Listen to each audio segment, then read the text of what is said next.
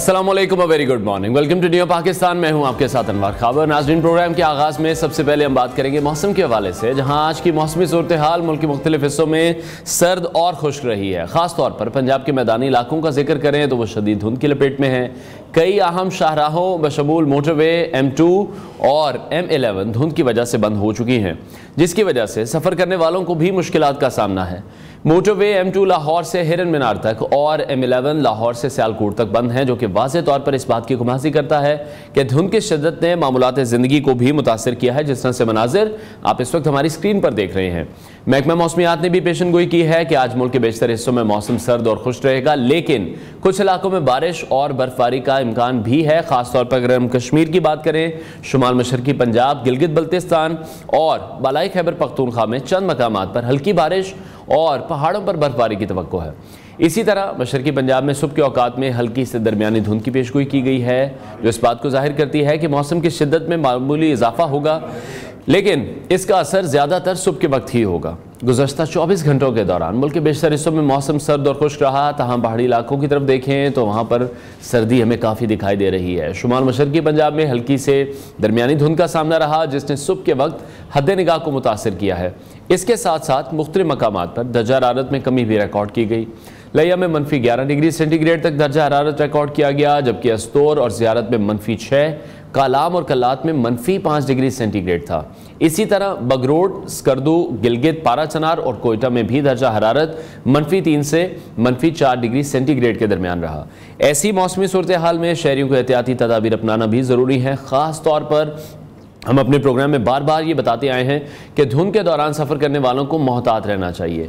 मौसमियाती तब्दीलियों की इस शिद्दत के पेश नज़र महकमा मौसमियात की जानिब से जारी करदा हिदायत पर अमल करना चाहिए। मौसम के मुताबिक लिबास का इंतखाब बहुत ज़्यादा ज़रूरी है, ताकि सर्दी का मुकाबला किया जा सके और हम महफूज भी रह सकें। आगे बढ़ते हैं, कुछ बात करते हैं स्पोर्ट्स के हवाले से, जहाँ चैम्पियंस ट्रॉफी 2025 के टिकट्स की फ़रोख्त का आगाज़ मुल्क भर में हो चुका है, जिसके बायस कराची, लाहौर, रावलपिंडी और इस्लामाबाद में शायकीन की लंबी कतारें भी देखने में आ रही हैं।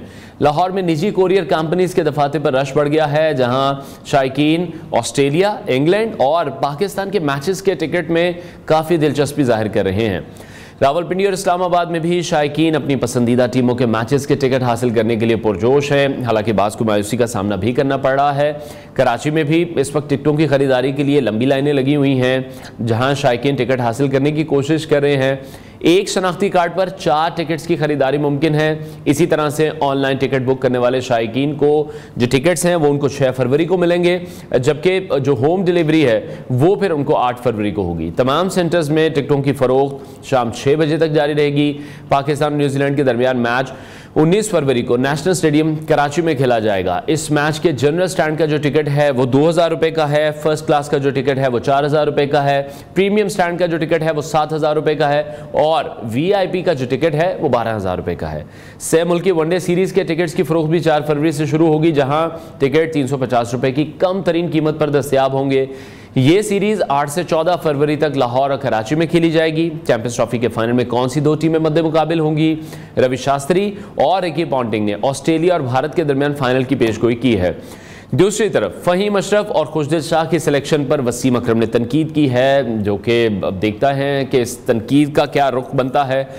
उधर ICC चैंपियंस ट्रॉफी में टीम सिलेक्शन की अंदरूनी कहानी भी सामने आई है। पाकिस्तान क्रिकेट बोर्ड ने 31 जनवरी को 15 रुकनी स्क्वाड का ऐलान किया, जिस पर क्रिकेट मुबस्सिरीन और साबिक टेस्ट क्रिकेटर्स ने शदीद तनकीद की है। टीम में वाहिद मिस्ट्री स्पिनर इब्रार अहमद के साथ किसी मुस्तनद स्पिनर की जगह खुशदिल शाह और फ़हीम अशरफ के इंतखाब को तनकीद का सामना है। सिलेक्शन कमेटी के रुकन असद शफीक ने इस तरह से वीडियो पैगाम भी जारी किया है, जिसमें उन्होंने कहा है कि ICC इवेंट को मद्देनजर रखते हुए एक्सपीरियंस्ड और आजमाए हुए खिलाड़ियों पर इन्हिसार किया गया है। इसके अलावा जो उस्मान खान हैं उनको दूसरे विकेट कीपर की हैसियत से शामिल करने पर भी बहुत से सवालात उठाए जा रहे हैं, क्योंकि उन्होंने पाकिस्तान के लिए कोई वनडे नहीं खेला। सिलेक्शन कमेटी ने उस्मान को कप्तान रिजवान के साथ दूसरे विकेट कीपर की हैसियत से इसलिए शामिल किया कि कनेक्शन कवानीन के तहत स्क्वाड में दूसरा विकेट कीपर ज़रूर हो। फ़हीम अशरफ की शमूलियत को बांग्लादेश प्रीमियर लीग में उम्दा कारकर्दगी के बायस सिलेक्शन कमेटी की जानिब से पॉजिटिव समझा जा रहा है, जबकि फास्ट बॉलर आमिर जमाल की गैर मयारी कारकर्दगी भी इसी फैसले की वजह करार दी जा रही है। इसी हवाले हवाले से मजीद बात करेंगे स्पोर्ट्स एनालिस्ट अब्दुल समी ने हमें ज्वाइन किया है। समी, बहुत शुक्रिया हमें शो में ज्वाइन करने के लिए। सबसे पहले चैंपियंस ट्रॉफी के टिकट्स की फरोख्त के हवाले से शायकीन की बढ़ती हुई दिलचस्पी को किस तरह से आप देख रहे हैं? बहुत अरसे बाद पाकिस्तान ICC का कोई इवेंट होस्ट करने जा रहा है, लग रहा है कि स्टेडियम्स हाउसफुल ही होंगे। जी बहुत शुक्रिया, बिल्कुल ऐसे ही होने जा रहा है क्योंकि काफी अरसे बाद पाकिस्तान जो है ICC का कोई इवेंट होस्ट करने जा रहा है, तो शायकीन क्रिकेट में जो है वो काफी जो है इस हवाले से वो पाया जाता है। बाज आप देखें ऐसे नौजवान और ऐसे बच्चे मौजूद हैं जिनका ये कहना था टिकट्स लेने के दौरान कि हम अपनी जिंदगी में पहला ऐसा कोई इवेंट देख रहे हैं, तो यकीनन हम लोग जो हैं काफी इस हवाले से पुरजोश हैं और एक्साइटमेंट का लेवल बहुत ज्यादा है। ठीक है, अच्छा, जिस तरह से रवि शास्त्री कह रहे हैं या रिकी पॉन्टिंग कह रहे हैं, हमेशा से हम देखते हैं इन्हीं दो टीमों का नाम लिया जाता है कि ऑस्ट्रेलिया और भारत ही फाइनल में होंगे, हमारा नाम क्यों नहीं लिया जाता? देखें, ये अगर उन्होंने ये कहा है तो नो डाउट ये दुनिया क्रिकेट की दो मजबूत टीमें हैं और पिछले कुछ सालों से उन्होंने बहुत अच्छी क्रिकेट खेली है, यही वजह है कि उनके लिए कहा जाता है। लेकिन व्हाइट बॉल है, आपको इस तरह से आप नहीं कह सकते।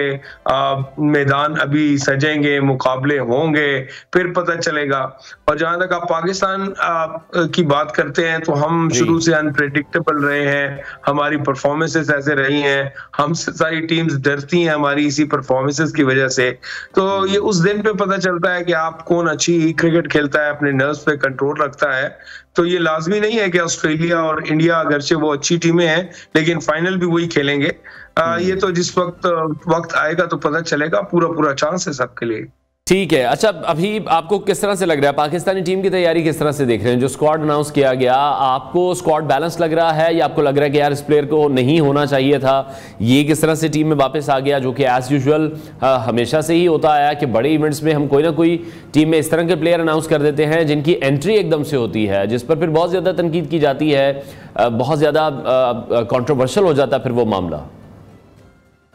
बिल्कुल जी, ये जो टीम की सिलेक्शन हुई है इसमें कुछ हैरान कुन फैसले हुए हैं और अल्लाह ना करे इन फैसलों के सबब जो है हम ये चैंपियंस ट्रॉफी के अंदर ये इसके जो है हमें नताइज जो है वो भी भुगतना पड़ेंगे।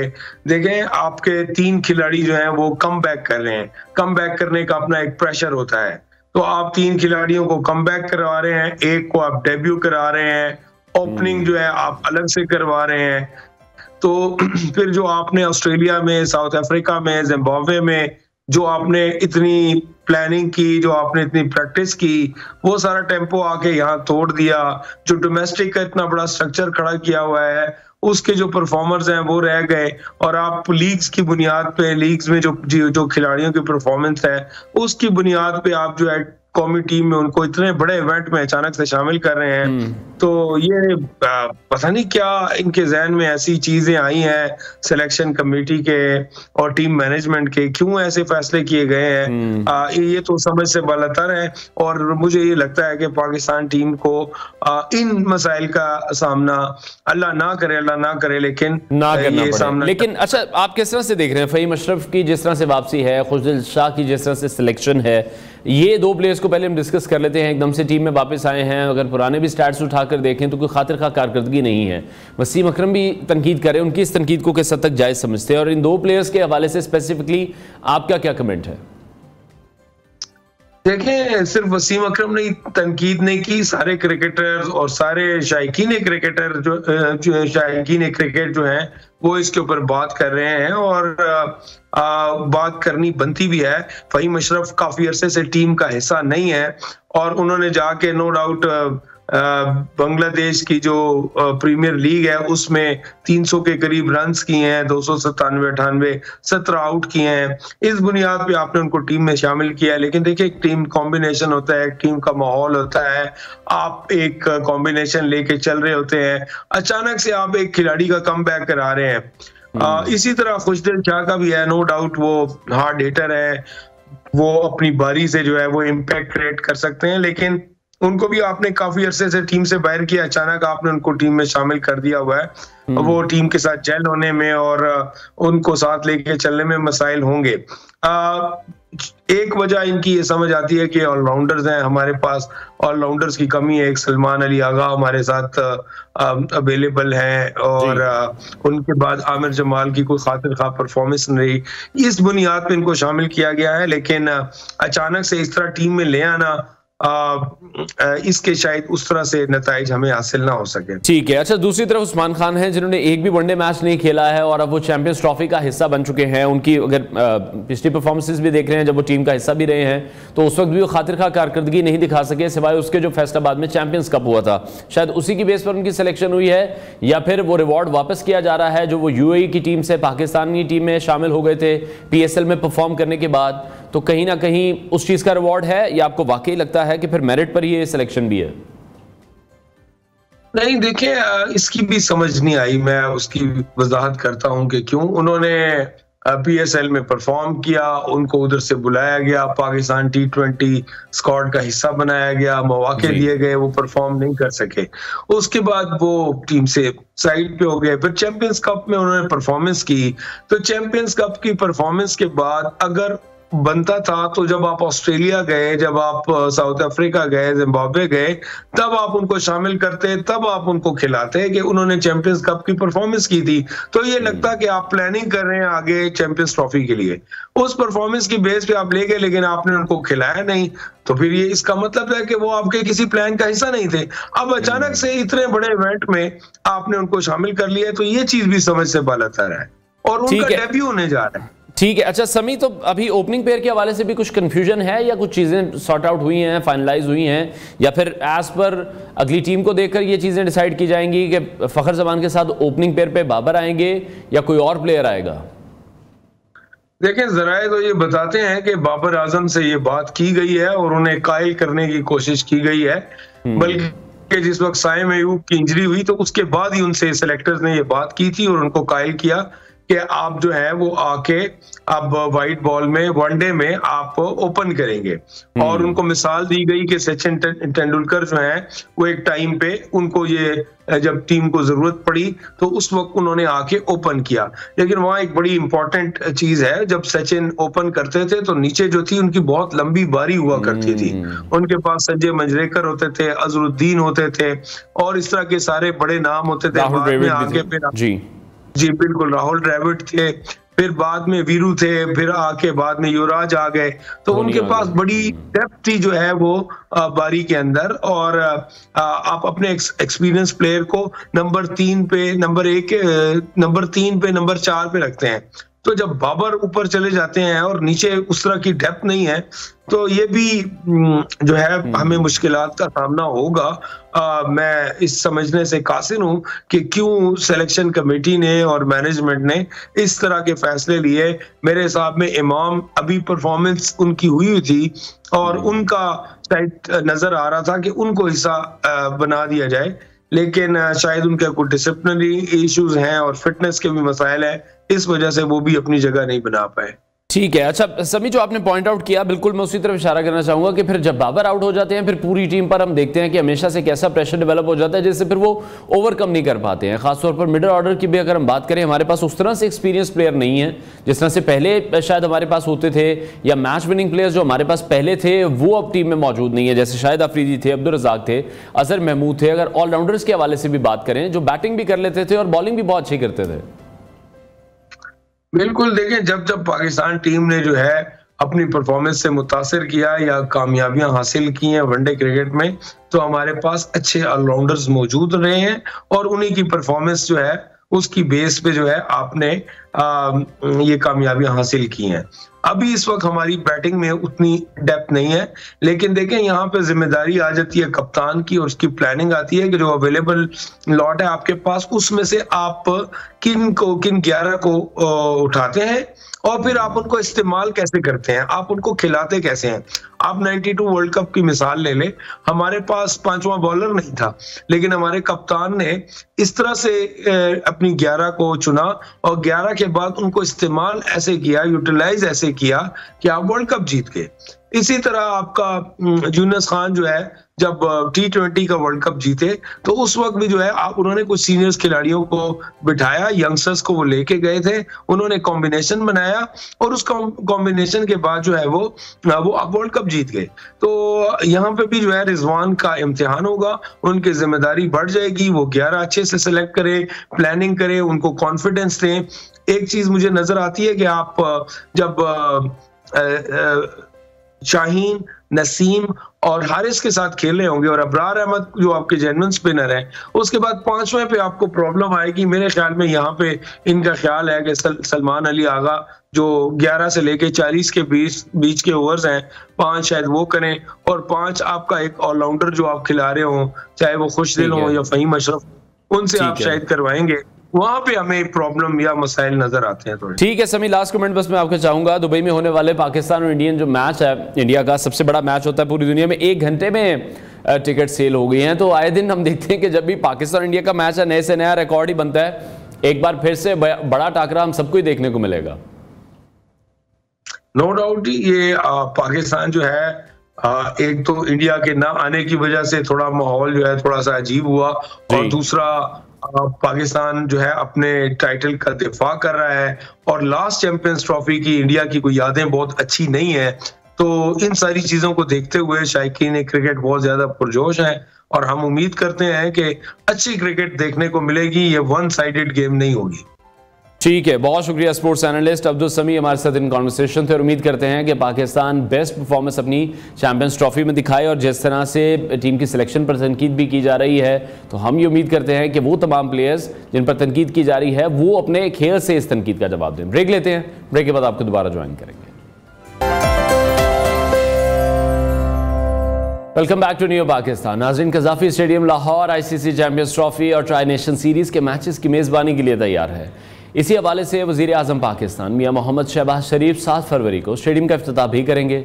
स्टेडियम को तैयार करने वाले मजदूरों के लिए भी 7 फरवरी को लंच का एहतमाम किया जाएगा, जबकि 8 फरवरी को मजदूरों को ट्राई सीरीज़ का पाकिस्तान और न्यूजीलैंड के दरमियान मैच भी दिखाया जाएगा। इस हवाले से हमें मज़ीद अपडेट करेंगे हमारे correspondent Chirag Bloch.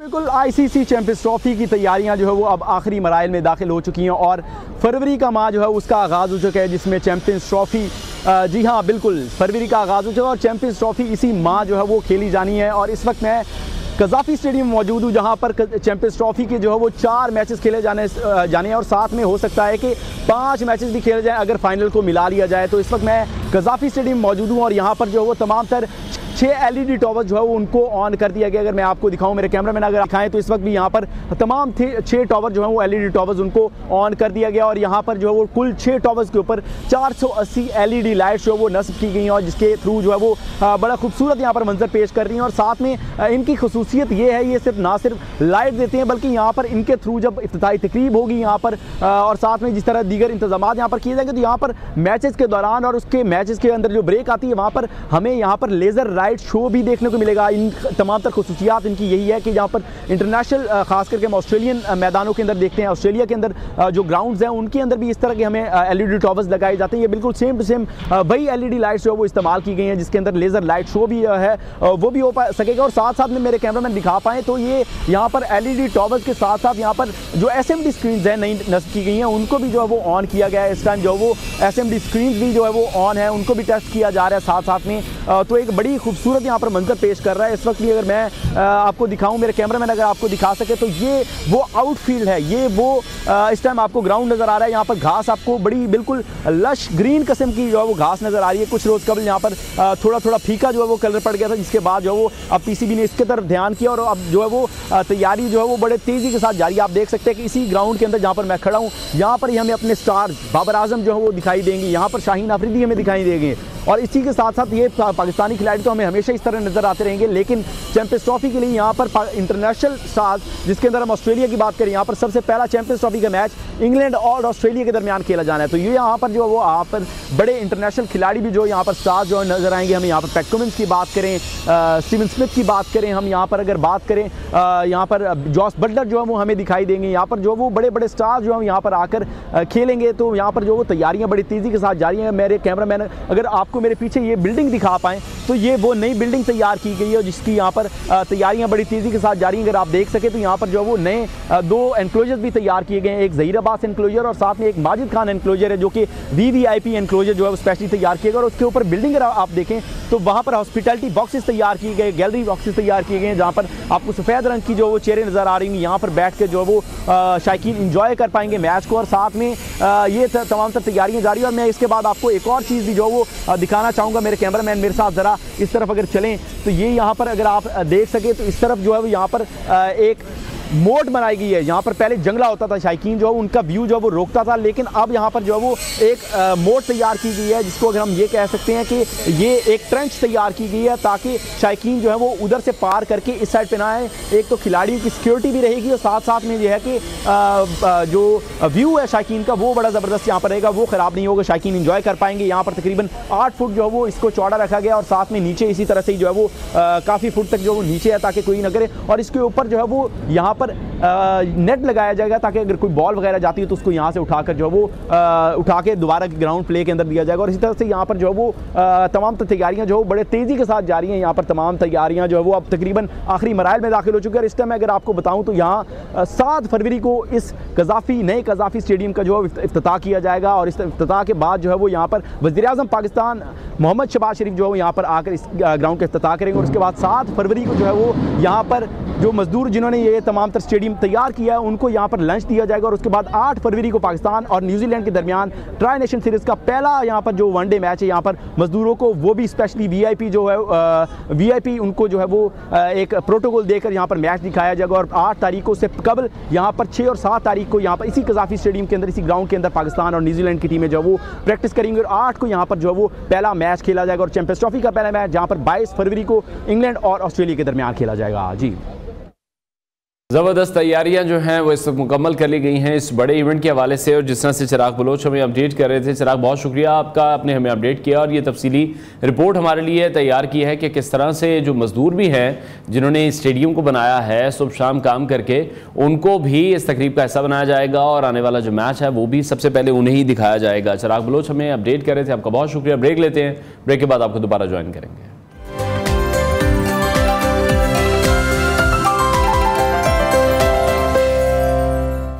Welcome back to new Pakistan. और बात करेंगे एक ऐसे बिल की जो कुछ रोज़ कबल सेनेट में पेश किया गया जिसके चर्चे आजकल सोशल मीडिया पर भी खूब हैं। पंजाब हुकूमत और वफाकी हुकूमत ने गदागरी के खिलाफ सख्त इक़दामात का फैसला कर लिया है जिसके तहत न सिर्फ अंदरूनी मुल्क बल्कि बैरून मुल्क भीख मांगने पर भी सख्त कानूनी कार्रवाई की जाएगी।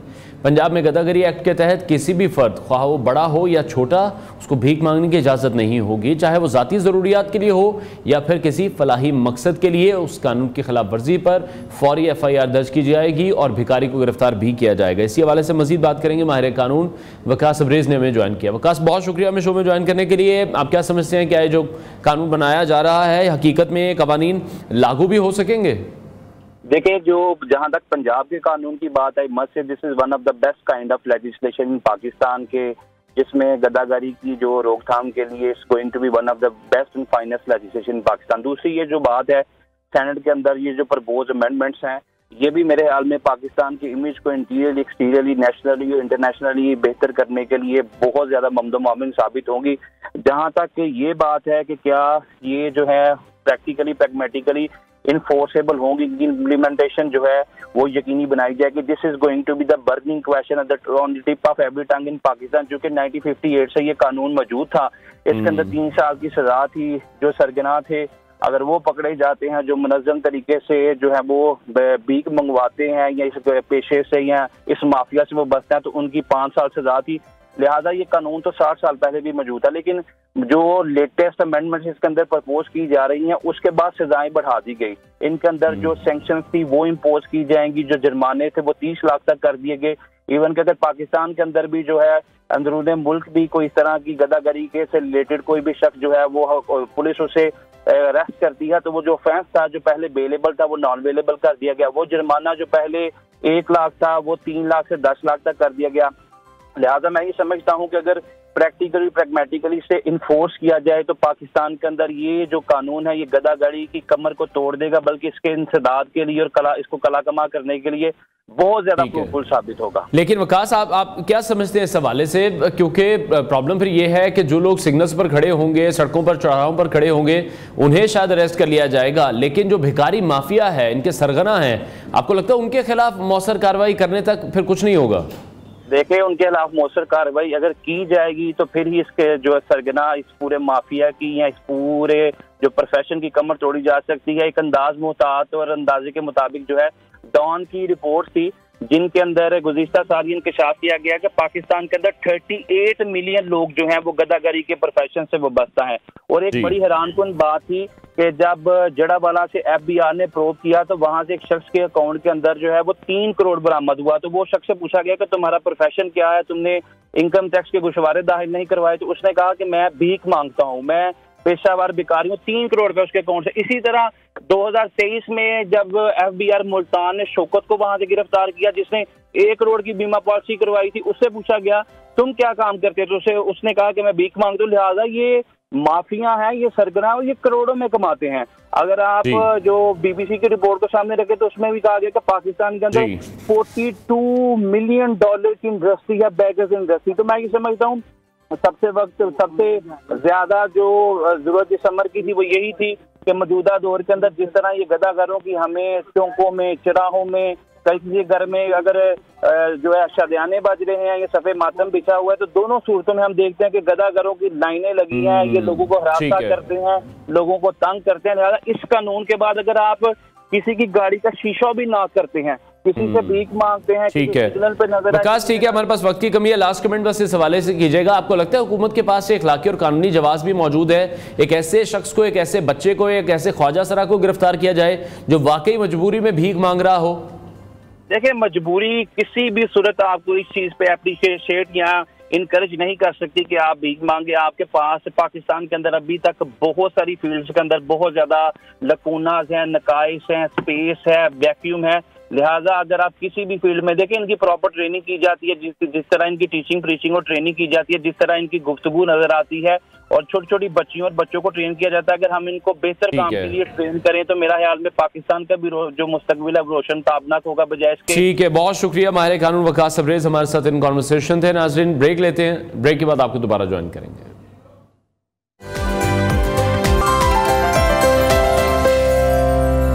Welcome back to new Pakistan. नाजरीन, सुपीरियर यूनिवर्सिटी स्पोर्ट्स गाला इस वक्त जारी है जिसके मनाज़िर हम आपको दिखाएंगे। और हर साल हम देखते हैं कि सुपीरियर की तरफ से इन तमाम इवेंट्स का इनेकाद किया जाता है जिसमें तलबा भरपूर अंदाज में शिरकत करते हैं, जिसके मनाज़िर आप न्यू की स्क्रीन पर इस वक्त मुलाहिज़ा कर रहे हैं।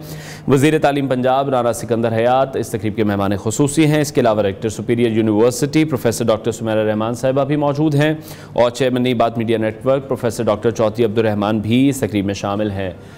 मनाज़िर आप इस वक्त देख रहे हैं नियो की स्क्रीन पर, और जो थीम रखा गया है वो यही है कि रौनक मेला लाई रखो और वखरा माहौल बनाए रखो। सुपीरियर कॉलेजेस स्पोर्ट्स फेस्टिवल 2025 की इस रंगारंग तकरीब के मनाज़िर हम आपके साथ शेयर कर रहे हैं। तलबा और तालिबात की जानिब से पाकिस्तान की तमाम इकाइयों की नुमाइंदगी खूबसूरत मलबूसात के साथ इस वक्त की जा रही है। बराह रास्त मनाज़िर आप इस वक्त मुलाहिज़ा कर रहे हैं। वज़ीर तालीम पंजाब राना सिकंदर हयात इस तकरीब के मेहमान खुसूसी हैं। Director superior University professor doctor Sumaira Rahman ने भी गुफ्तगू करते हुए कहा कि जो हमारे स्टूडेंट्स हैं उनके इस तरह की जो एक्टिविटीज़ हैं वो बहुत ज़्यादा ज़रूरी हैं। हर साल इस तकरीब का इनेकाद किया जाता है और कुछ रोज़ पहले सुपीरियर यूनिवर्सिटी का 8वां कॉन्वोकेशन भी था और उसके बाद अब ये जो सुपीरियर का यूनिवर्सिटी का स्पोर्ट्स गाला है उसका इनेकाद भी किया गया है। तलबा और तालिबात पाकिस्तानी सकाफ़त का मुज़ाहरा करते हुए इस वक्त दिखाई दे रहे हैं। हमें मुख्तलिफ़ किस्म के लिबास ज़ेब-ए-तन किए हुए तलबा और तालिबात यहाँ पर मौजूद हैं जिनके मनाज़िर आप न्यू की स्क्रीन पर मुलाहिज़ा कर रहे हैं। Chairman Nai Baat media network professor doctor Chaudhry Abdurrahman भी तकरीब में मौजूद हैं। सुपीरियर ग्रुप ऑफ कॉलेजेस के ज़ेर तमाम स्पोर्ट्स गाला का इनेकाद हर साल ही किया जाता है जिसमें स्टूडेंट्स की बड़ी तादाद शिरकत भी करती है, जिसके मनाज़िर आप इस वक्त न्यू की स्क्रीन पर देख रहे हैं।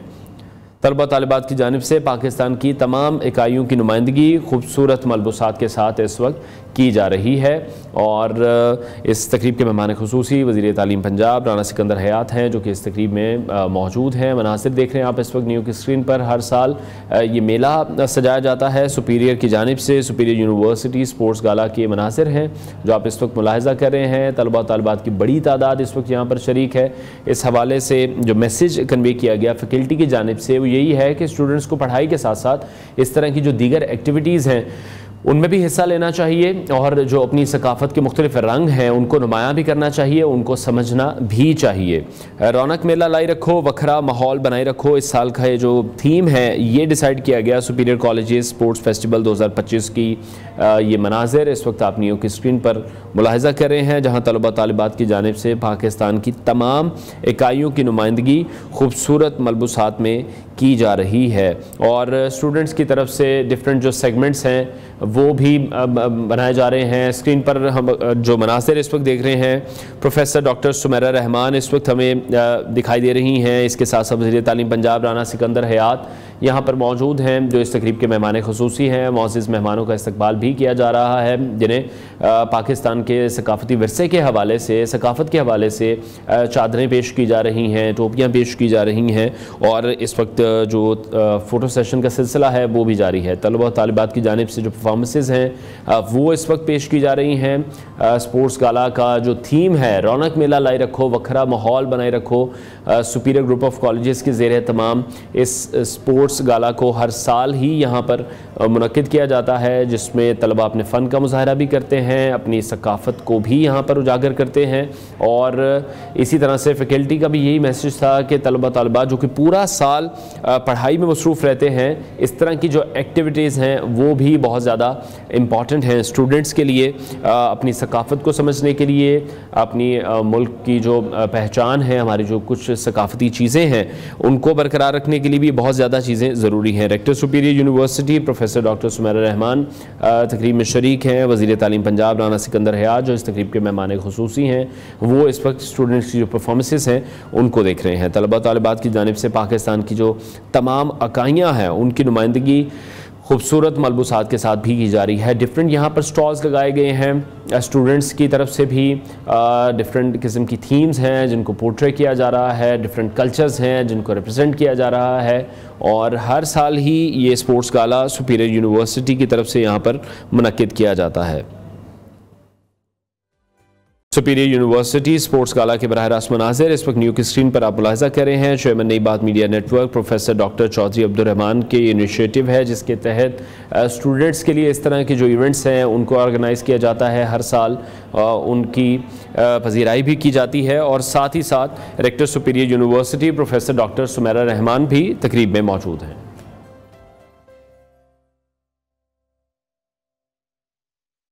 तलबा और तालिबात की जानिब से पाकिस्तान की तमाम इकाइयों की नुमाइंदगी खूबसूरत मलबूसात के साथ इस वक्त की जा रही है।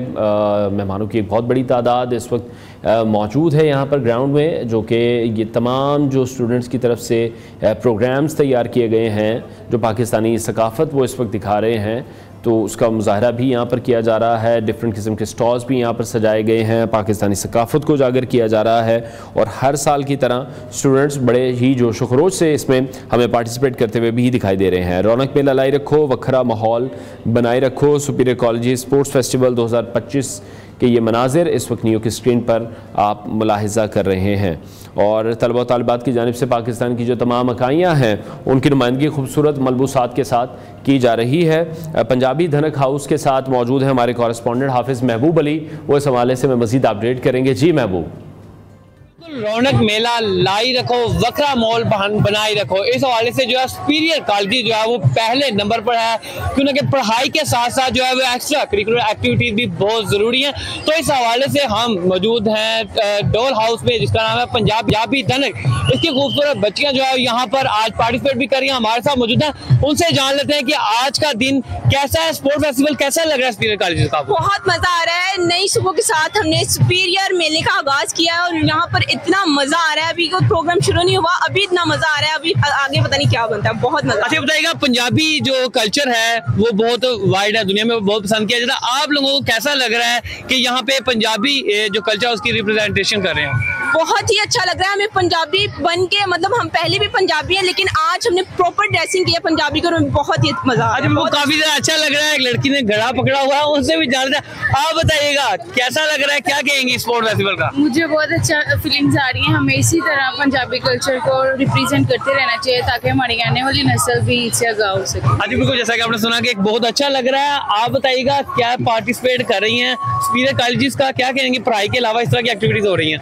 ऐसी एक्टिविटीज़ बहुत ज़्यादा होती हैं, बहुत मज़ा आता है ऐसी एक्टिविटीज़ में, और पढ़ाई भी आउट क्लास जा रही है यहाँ की, और बहुत मज़ा आ रहा है हमें पंजाबी कल्चर को फॉलो करते हुए। हाँ जी बिल्कुल, जैसा कि आपने देखा यहाँ पर पंजाबी कल्चर को रिप्रेजेंट किया जा रहा है और बहुत अच्छा स्पिरिट फेस्टिवल जो है वो यहाँ पे इनेकाद हो रहा है। तो इसके साथ साथ यहाँ पर मुख्तलिफ डोल हाउसेज जो हैं वो यहाँ पर पार्टिसिपेट भी कर रहे हैं और खूब हल्ला गुल्ला हो रहा है और एंजॉय भी कर रहे हैं। तो इसी वाले से कहा जा रहा है यहाँ पर सुपीरियर फीस 2025 अपनी तमाम तरह रनाइयों के साथ शुरू हो चुका है और हर जगह जो है वो तलबा और तालबात जो है काफी ज्यादा।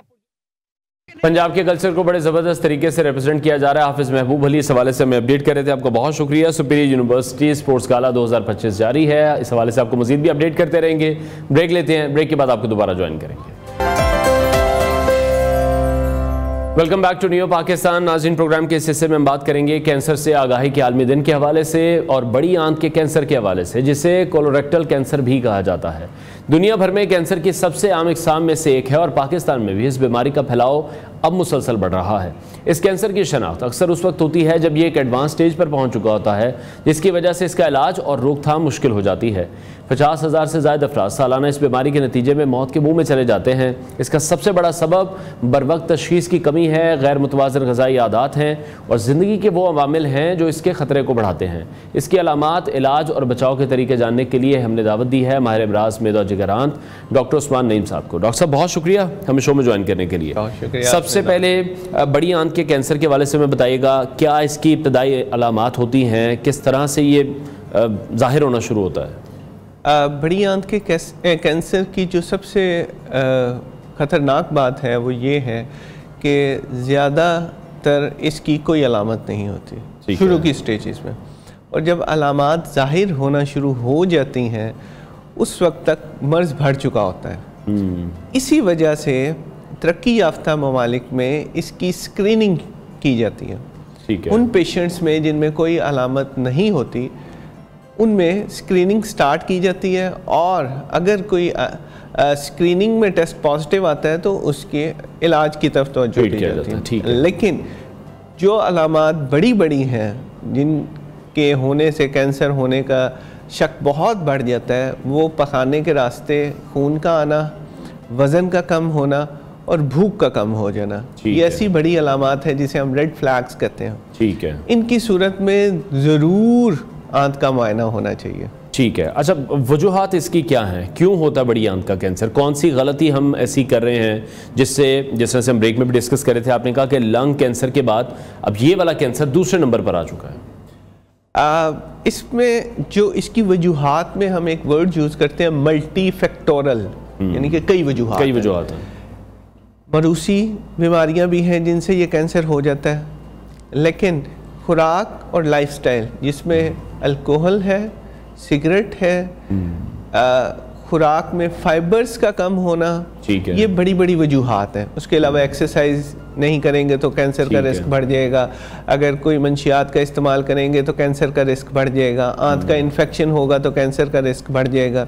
कुछ बीमारियां जैसे अल्सरेटिव कोलाइटिस की बीमारी वाले मरीजों में कैंसर का रिस्क बढ़ जाता है। और अगर फैमिली हिस्ट्री है, जैसे खानदान में किसी को कैंसर हुआ है तो कैंसर होने का रिस्क बढ़ जाता है। फिर हमें ज़्यादा ख्याल रखना है। और फिर अच्छा, जो आपने स्क्रीनिंग की बात की है, अब ये कोई आम बीमारी भी नहीं है, कोई इसका आम टेस्ट भी नहीं होगा, या आम टेस्ट भी कोई अवेलेबल है जो, और क्या कोई एज ब्रैकेट है कि यार इस एज के बाद हमें ये स्क्रीनिंग करवानी ही करवानी है? अमेरिकन सोसाइटी ऑफ कैंसर जो रिकमेंडेशंस देती है वो कहती है 45 साल की उम्र के बाद स्क्रीनिंग शुरू कर दी जाए। और स्क्रीनिंग बड़ी आसान है।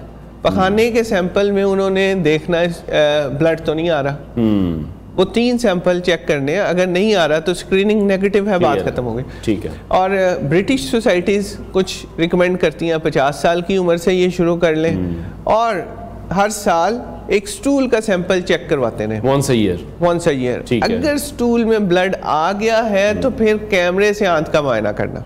ठीक है। अगर कोलोनोस्कोपी कैमरे से आंत का मुआयना पेशेंट रिजेक्ट कर देता है, नहीं करवाता, तो हमारे पास अल्टरनेट है, लेकिन वो कम फायदेमंद है कोलोनोस्कोपी के बजाय। ठीक है। तो हमारे पास ऑप्शंस बहुत हैं, लेकिन अवेयरनेस होगी तो मरीज करवाएगा। ठीक है। और कौन कौन सी इसकी स्टेजेस ऐसी हैं जो कि क्योरेबल हैं? जैसे कि मैंने इंट्रो में भी देखा आपने कि लिखा ये हुआ है कि एडवांस स्टेज पर पहुंच जाता है फिर पता चलता है, तो स्टेजेस उससे पहले कौन कौन सी हैं जो ट्रीटेबल हैं, और अगर एडवांस स्टेज पर भी पहुंच गया है तो कितने चांसेस हैं पेशेंट के सर्वाइव करने के? अच्छा, इसमें 2-3 चीजें आपने पूछी। सबसे पहले कि एडवांस स्टेज पर पहुंचता क्यों है, उसकी 2 वजूहात है, स्क्रीनिंग नहीं हो रही, और दूसरा शुरू में जो कैंसर है उसकी अलामत नहीं है। ठीक है।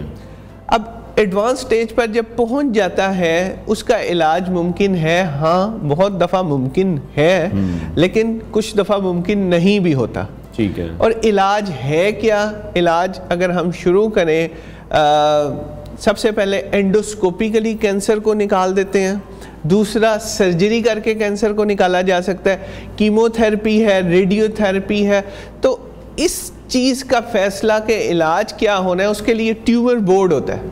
ठीक है। बोर्ड में बैठ के डिसाइड होता है कि इस बीमारी का, इस स्टेज का क्या इलाज है। स्टेज का भी, और डिपेंड्स ऑन पर्सन, हर किसी के अपने अपने ऑब्वियसली बीमारी के लेवल्स भी हैं, तरीक़ेकार भी, जैसे आपने कहा जेनेटिकली हुआ है, अल्कोहल से हुआ है, लाइफस्टाइल ख़राब था, तो वो मॉडिफिकेशन भी होंगी उसमें। और मरीज का फंक्शनल स्टेटस कि वो दवाई कितनी बर्दाश्त कर पाएगा, उसके लिहाज से फैसला इम्यून सिस्टम उसका कितना स्ट्रांग है। ठीक है। अच्छा, अब जिन लोगों को ये कैंसर हो गया और उन्होंने ट्रीट करवा लिया, उसके बाद किस लाइफस्टाइल को उन्हें फिर फॉलो करते रहना है?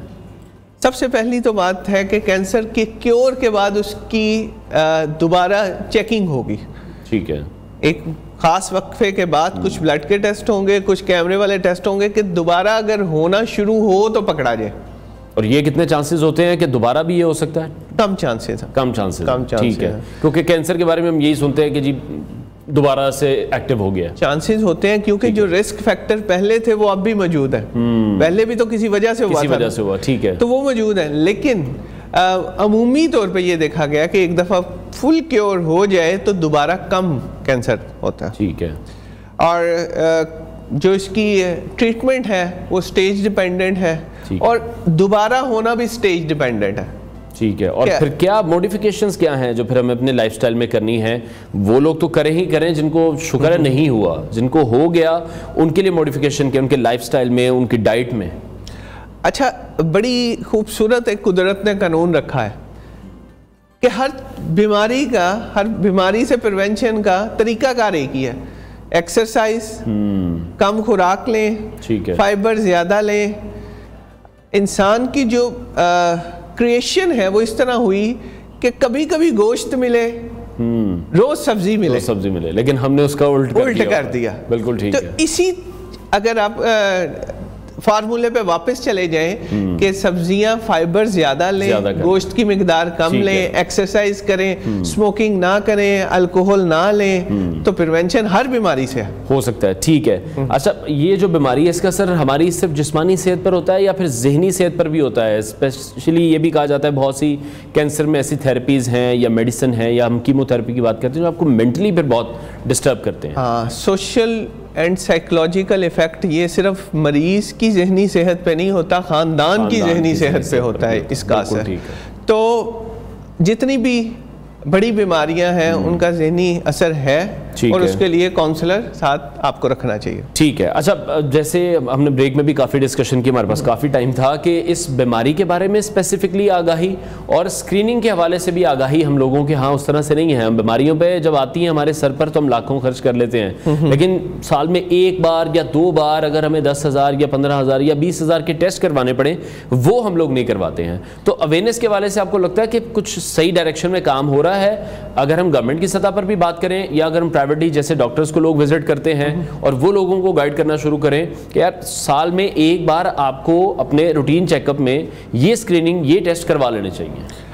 इसकी रिकमेंडेशन बड़ी क्लियर है, 45 साल के बाद हर साल आप अपने स्टूल का टेस्ट करवाएं, इसमें कोई दो राय नहीं है। काम हो रहा है, हाँ हो रहा है। इवन के पिछले साल हमारे एक पाकिस्तानी डॉक्टर ने अमेरिका में स्कूपी अवार्ड जीता है, ACG American college of gastroenterology में, फिर फॉर द अवेयरनेस कि उसने पाकिस्तान में कोलोरेक्टल की कैंसर की अवेयरनेस क्रिएट की। इसके अलावा एक वीक पूरा चल रहा होता है, उसमें अवेयरनेस चल रही होती है। और आज तो स्पेशल दिन है, कैंसर से आगाही का आलमी दिन है। बिल्कुल ठीक। तो देखें, आपने एक प्रोग्राम अरेंज किया, इसी तरह अवेयरनेस क्रिएट करनी है और ये हो रही है। लेकिन मसला ये नहीं है, मसला ये है कि मरीज टेस्ट करवाने से नहीं डरता, वो डरता इस बात से है कि अगर कोई बीमारी निकल आई तो इलाज कैसे होगा। ठीक है। अच्छा, कुछ लोगों के इश्यूज ये भी हैं, कईयों के इश्यूज ये भी हैं कि फिर टेस्ट भी अफोर्डेबल नहीं है उनके लिए। तो सरकारी सतह पर या प्राइवेटली जो टेस्ट आप इस वक्त बता रहे हैं, जो हमें 45 साल की एज के बाद करवाना है, क्या उसकी प्राइसेस हैं ताकि लोगों को सवाल चंद 100 रुपए और इजीली, मतलब कोई इसमें ब्लड नहीं निकलना, कोई कुछ नहीं, कोई एज सच कोई दर्द नहीं होनी, एक स्टूल का आपने सैंपल दे देना और वो बड़ा सिंपल सा टेस्ट है। ठीक है, बहुत शुक्रिया। माहिर अमराज मेदा जिगरान डॉक्टर उस्मान नईम साहब हमारे साथ इन कॉन्वर्सेशन थे, और उम्मीद हम ये करते हैं कि आज जो हमने सारी बातें की हैं, अवेयरनेस की जो हम कोशिश कर रहे हैं कि हमें स्क्रीनिंग की तरफ जाना है, ताकि जो हमारा हेल्थ सेक्टर है जिस तरह से बर्डन का शिकार है, हम देखते हैं कि एडवांस स्टेज पर जब कुछ बीमारियां पहुंच जाती हैं, उसके बाद टेस्ट किए जाते हैं, उसके बाद इलाज शुरू किया जाता है, तो फिर चांसेस भी ज़रा कम हो जाते हैं उस इलाज के ट्रीट होने में या क्योर होने में। ब्रेक लेते हैं, ब्रेक के बाद आपको दोबारा ज्वाइन करेंगे।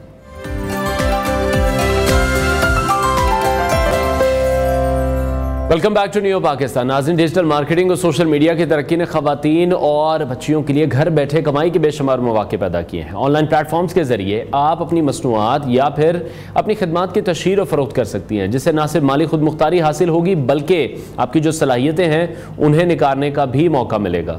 डिजिटल मार्केटिंग में web designing, social media marketing, email marketing और सर्च इंजन ऑप्टिमाइजेशन SEO जैसे मुख्तलिफ पहलू शामिल हैं।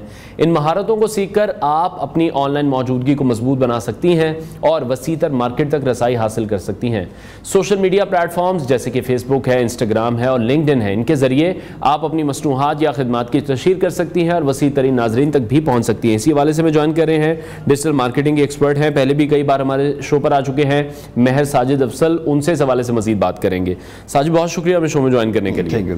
अच्छा, आजकल तो बहुत आसान भी है लोगों के लिए पैसा कमाना, मुश्किल भी है। मुश्किल उन लोगों के लिए जिन्हें यह काम नहीं आता या फिर जो अपनी स्किल्स को एनहांस नहीं कर रहे हैं।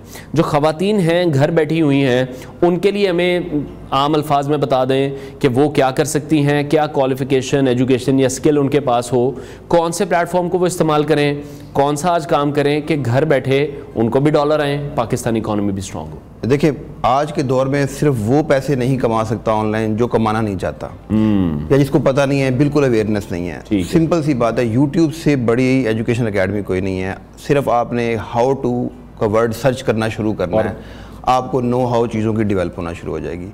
फिर जो ख़वातीन हैं उनके पास बहुत सारी स्किल्स ऐसी होती हैं जो अल्लाह की देन उनको है, जो कि हम नहीं ले सकते, हमारे ब्रेन से ऊपर की चीज़ें हैं, लेकिन वो एक्सपर्ट होती हैं। मिसाल के तौर पे जो ब्रांड्स जो उनके होते हैं कॉस्मेटिक्स के, उसकी ईची बीची उनको पता होती है, कौन से कलर, कौन से शेड, कैसी चीज़ें, कौन सा नंबर उसका, कौन सा नंबर। तो वो चीज़ें जो है ना उनको बाय डिफ़ॉल्ट बचपन से वो याद होना शुरू होती हैं, पेरेंट्स से, अपनी वालदा से इनहेरिट करते हैं। तो उसके ऊपर अगर वो कंटेंट क्रिएट करना चाहते हैं तो बड़ा अच्छा कंटेंट वो क्रिएट कर सकते हैं, क्योंकि बाय डिफ़ॉल्ट नॉलेज है उनके पास। फिर उसी ब्रांड से रिलेटेड जब आपकी ऑडियंस क्रिएट हो जाती है, उसी ब्रांड से रिलेटेड आप क्या कर सकते हैं। छोटी सी मिसाल देता हूँ, एक लिपस्टिक का पर्टिकुलर कोई एक नंबर, आई लैशेस, कोई बहुत फेमस हो, छोटी सी चीज़ कोई एक आप जो है ना प्रोडक्ट उठा लें, चाइना से आउटसोर्स कर लें या एफिलिएट कर लें, किसी एक ब्रांड के साथ आप कॉन्टैक्ट कर लें, उनको अप्रोच करें, जी मेरे पास ऑडियंस है, इतने मेरे फॉलोअर्स हैं और मैं आपके ब्रांड को प्रमोट करूंगी और मुझे पर सेल इतना कमीशन दे दें। या आप अपना ब्रांड लॉन्च कर सकती हैं, चाइना से आप सस्ती सी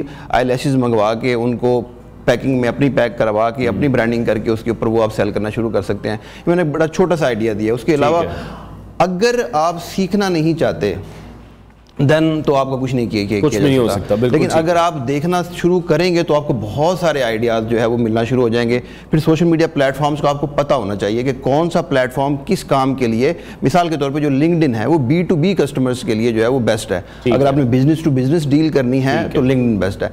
अगर आपने B2C काम करना है, डायरेक्ट कस्टमर के पास जाना है, तो फिर इंस्टाग्राम या फेसबुक जो है वो सबसे अच्छे प्लेटफॉर्म है जिनके थ्रू आप कस्टमर तक डायरेक्ट पहुंच सकते हैं। तो प्लेटफॉर्म को थोड़ा सा स्टडी करना है, थोड़ी सी कंटेंट बनाने को स्टडी करना है कि हमने कंटेंट कैसे बनाना है, और मोबाइल को ही इस्तेमाल करते हुए गांव में भी बैठी हुई कोई भी, अच्छा एक और चीज़ गांव से याद आया कि हमारी जो फीमेल गांव में बैठती हैं उनके पास हैंडीक्राफ्ट का बहुत अच्छा जो है वो स्कोप होता है। पहले आता था मिडिल मैन दरमियान में, सारा पैसा वो खा जाता था। बिल्कुल। अब मिडिल मैन की जरूरत नहीं है, अब आपके पास सोशल मीडिया है, आप वो डायरेक्ट सेल कर सकते हैं कस्टमर्स को। और अभी कैश ऑन डिलीवरी वाली चीज़ें बहुत ज़्यादा हो गई हैं पाकिस्तान के अंदर, हर सर्विसेज अवेलेबल हैं, तो आप पाकिस्तान में भी शिप कर सकते हैं और पाकिस्तान से बाहर भी कर सकते हैं। ठीक है। अच्छा, फ्रीलांसिंग की अगर हम बात करें और डिजिटल मार्केटिंग की बात करें, एक तो इसमें दोनों में डिफरेंस क्या है और ज़्यादा फायदेमंद क्या है इसमें से? देखिए, डिजिटल मार्केटिंग जो है वो तो पहले जो हम मार्केटिंग, कन्वेंशनल मार्केटिंग कहते थे, उसको डिजिटल फॉर्म में उसकी जो है ना समझना, उस पर काम करना, इसको डिजिटल मार्केटिंग कहते हैं। अपनी चीज़ को सेल कर पाना, अपनी चीज़ को प्रेजेंट कर पाना on the social media, on the website, on the Google, ये है डिजिटल मार्केटिंग। फ्रीलांसिंग है कि आप एज ए सर्विस देना चाह रहे हैं। मैं डिजिटल मार्केटिंग को भी एज ए सर्विस दे सकता हूँ। अब डिजिटल मार्केटिंग की मल्टीपल ब्रांचेस हैं। आप बजाय कि पूरी डिजिटल मार्केटिंग सीखें या उसके टाइम लगेगा आपको ग्रैब करते हुए, आप एक छोटी सी चीज़, फॉर एग्जांपल आपको ग्राफिक डिज़ाइनिंग आ गई है, आप ग्राफिक डिज़ाइनिंग की सर्विसेज देना शुरू कर दें फ्रीलांसिंग के लिए बिजनेसेस को एज ए फ्रीलांसर। अब वो बिजनेसेस जो प्रमोट करना चाहते हैं उनके पास इतना टाइम नहीं होता कि वो अपना मसल पूरा बिल्ड करें, तो अगर आप ये सर्विसेज उनको दे रहे हैं ना, तो they will take it from you, they will pay you a good amount. तो इस तरह से वीडियो एडिटिंग है, कंटेंट क्रिएशन है, कंटेंट डिजाइनिंग है, कॉपीराइटिंग है, ऑन पेज है, ऑफ पेज एसईओ की स्किल्स हैं, तो बैक लिंक्स हैं। लोग छोटी छोटी सर्विसेज प्रोवाइड करके स्टार्ट करते हैं किचन इनकम से, फिर एक के बाद दूसरी स्किल सीखी, तीसरी सीखी, ग्रो करते गए, और ये 4-5 साल के अंदर वो पूरी एक फुल फ्लेज एजेंसी बना लेते हैं, बन जाती है। ठीक है। अच्छा, अगर हम पिछले 5 सालों की बात करें, क्योंकि कोविड में भी हमने देखा कि फिर हम सारे ज़रा इन प्लेटफॉर्म्स की तरफ हमारा फोकस हो गया, जब हमारे फिजिकल काम बंद हो गए थे। इन 5 सालों में आपने कौन से चेंजेस देखे, और इन 5 सालों में आपको क्या लगता है कि कौन से ऐसे काम हैं जो बहुत ज़्यादा बूम पर गए, और आज भी अगर उन्हीं पर फोकस किया जाए, उन्हीं पर इन्वेस्ट किया जाए, तो यार ये काम बहुत ज़्यादा चल रहे हैं? देखिए, 2 चीज़ें जो है ना वो आपका फ्यूचर हैं। आप अगर हम सारे प्लेटफॉर्म में से देखते हैं ना, तो आप देखें कि मेजॉरिटी ऑफ द कंटेंट जो है वो वीडियो कंटेंट है जी। अगर आप अभी एआई के बाद आने के बाद चीज़ें और ज़्यादा तेज़ हुई हैं वीडियो कंटेंट के हवाले से, तो अगर आप वीडियो कंटेंट की साइकी सीख लेते हैं कि मार्केटिंग, अपनी प्रोडक्ट को, किसी के प्रोडक्ट को वीडियो के थ्रू मार्केट कैसे करना है, तो आपको नजर, जैसे इंस्टाग्राम में वीडियो का प्लेटफॉर्म है, रील चलती हैं, टिकटॉक वीडियो का प्लेटफॉर्म है, यूट्यूब वीडियो का प्लेटफॉर्म है, फेसबुक जो है वो आपका इमेजेस प्लस वीडियोस का प्लेटफॉर्म है, टेक्स्ट की रीच बहुत कम देता है फेसबुक, तो आप मार्केटिंग बड़ी अच्छे तरीके से कर सकते हैं वीडियोज़ को अगर आप सीखना शुरू कर दें। दूसरा ये है कि अगर आप एआई को सीखना शुरू कर दें, तो जो काम आप 4-5 घंटों में किया करते थे या 6 घंटों में किया करते थे, वो आप मिनट्स में या 15-20 मिनट के अंदर कर सकते हैं। मतलब अपडेट करना है अपने आप को टाइम के साथ साथ, नहीं तो आप बहुत पीछे रह जाएंगे। क्योंकि वो ऐसे लोग, जैसे अगर मैं ग्राफिक डिजाइनर्स की बात कर लूं, मैं कंटेंट राइटर्स की, कॉपी राइटर्स की बात कर लूं, तो वो जो वही बात है कि वो अगर घंटों बैठकर लिखते रहेंगे तो वो 1-2 क्लाइंट को सर्व कर सकेंगे। और अगर यही वो एआई के साथ थोड़े से आशना हो जाएंगे तो शायद उनके लिए वो ज़्यादा हेल्पफुल होगा, ज़्यादा बेहतर होगा। क्योंकि बहुत से लोग ये शिकवा कर रहे हैं, या फिर ये वही लोग हैं जिनको नहीं आइडिया कि एआई उनके कितना काम आ सकता है, कि एआई हमारी नौकरियां खा जाएगा। देखिए, एआई नौकरियां नहीं खा सकता। एआई उनकी नौकरियां खा जाएगा जिनके अंदर क्रिएटिविटी नहीं है। यानी कि मिसाल के तौर पे अगर एक डिज़ाइनर है तो जिसको एक टूल इस्तेमाल करना आता है, ये इसकी जॉब खा जाएगा। जिसको ये पता है कि कैसे और क्यों, अगर वीडियो में कहीं कट लगाना है तो क्यों लगाना है, ट्रांजिशन लगानी है तो कैसे लगानी है, इसकी वजह क्या है, ये हमेशा ह्यूमन ब्रेन रहेगा वहाँ पे, तो ये इसको रिप्लेस नहीं कर सकेगा। तो अगर आप एक ट्रेडिशनल किस्म के बंदे हैं जो कि टूल इस्तेमाल करना सीखते हैं, तो आपको क्रिएटिविटी की तरफ आना पड़ेगा। एआई जॉब्स की नेचर चेंज कर देगा। अब वो लोग ज़्यादा मार्केट में इन होंगे जो एआई की मदद से काम करना जानते होंगे। मतलब एआई से हेल्प लें और अपनी क्रिएटिविटी भी ऐड करें और फिर एक नई चीज़ निकालें। ये नहीं कि जो सारे कर रहे हैं सब ने एक ही कॉपी राइटिंग करके भेज दी सिर्फ एआई से कॉपी पेस्ट करके। Exactly. ऐसे नहीं हो सकता। ठीक हो गया। अच्छा, पाकिस्तानी मार्केट में किस तरह से आप देख रहे हैं कि ऑन डिमांड बिजनेस, जिस तरह से हमने बहुत सी ऐसी वेबसाइट्स हैं जो स्कैम्स फिर लोगों के साथ हो जाते हैं, उससे हमारा इमेज भी थोड़ा सा ख़राब हुआ। अमेज़ोन की हम बात कर लें, अकाउंट्स कितने ब्लॉक हो गए, ये सूरत हाल कब तक ठीक हो रही है या कुछ बेहतरी आई है?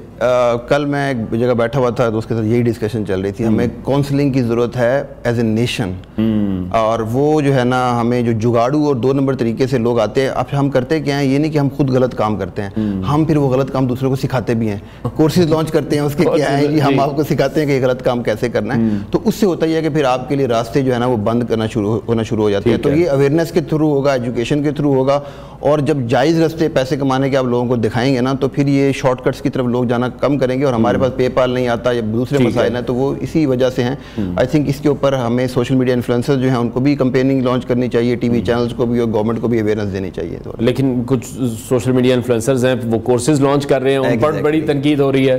क्या उनका राइटिंग है पैसे कमाना? अगर वो अच्छा कोर्स सेल कर रहे हैं तो नहीं, कोर्स सेल करने पे देखिए रेगुलेशंस नहीं है। कोर्स सेल कर रहे हैं, एजुकेशन कर रहे हैं, क्या कर रहे हैं? तो क्या एजुकेशन मिनिस्ट्री या गवर्नमेंट की जिम्मेदारी ये नहीं है कि वो देखें यार जो फ्री में कोर्सेज सेल कर रहे हैं, कम से कम उनके कंटेंट को इतना तो वैलिडेट कर लें कि यार ये लेजिटिमेट कोर्स है या वायलेशन के अंदर जो है ना ये 2 नंबर सेल कर रहे हैं चीज़ या 1 नंबर सेल कर रहे हैं। ठीक है। अच्छा साजिद, ये भी बताएगा कि जब हमने डिजिटल मार्केटिंग किसी ने भी शुरू करनी है, क्या कोई स्पेसिफिकली उसका जो एजुकेशनल बैकग्राउंड है क्या होना चाहिए? सिर्फ इंग्लिश ही ठीक होनी चाहिए? किसी ने मैट्रिक भी किया हुआ है, वो ये समझता है कि यार शायद फिर मैं ये काम नहीं कर सकूंगा? यार अब तो इंग्लिश भी ज़रूरत नहीं है ना। अच्छा। मेरी जो टीम के अंदर 2 लोग ऐसे हैं जो कि बिल्कुल अनपढ़ हैं। अच्छा।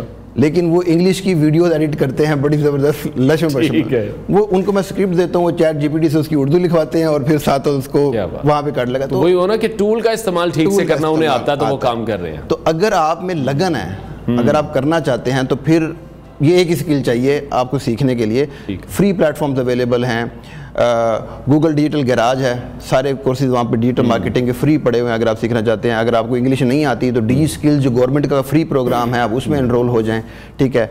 इसी तरह से यूट्यूब के ऊपर बहुत सारे लोग फ्री में सिखा रहे हैं। मेरा ग्रुप है जिसमें मैं डिजिटल मार्केटिंग सोशल मीडिया के थ्रू जो है ना जो फ्री सिखाता हूँ, लर्न विद माहर के नाम से फेसबुक पे।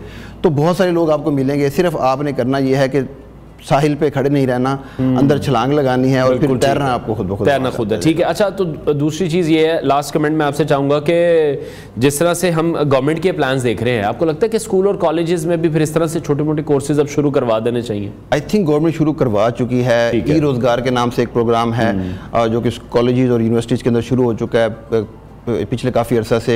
डिजी स्किल्स के नाम से फेडरल गवर्नमेंट का प्रोग्राम है। ठीक है। सिंध गवर्नमेंट भी यानी कि इस पर काम अब गवर्नमेंट की तरफ से भी किया जा रहा है। ठीक है, बहुत शुक्रिया। डिजिटल मार्केटिंग एक्सपर्ट महज साजिद अफजल हमारे साथ इन कॉन्वर्सेशन थे। और उम्मीद हम ये करते हैं कि आज जो हमने बातें की हैं सोशल मीडिया मार्केटिंग के हवाले से और ख़वातीन के लिए जो घर बैठ कर अपना रोज़गार बहुत ज़्यादा बेहतर कर सकती हैं, उनके लिए हमारी ये गुफ्तगू बड़ी कारआमद साबित होगी। कमेंट सेक्शन में अपनी आरा से में ज़रूर आगाह कीजिएगा। प्रोग्राम का वक्त नाज़रीन खत्म हुआ है। इंशाल्लाह कल फिर आपसे मुलाकात करेंगे। अपना बहुत सारा ख्याल रखिए, इजाज़त दीजिए, अल्लाह हाफ़िज़।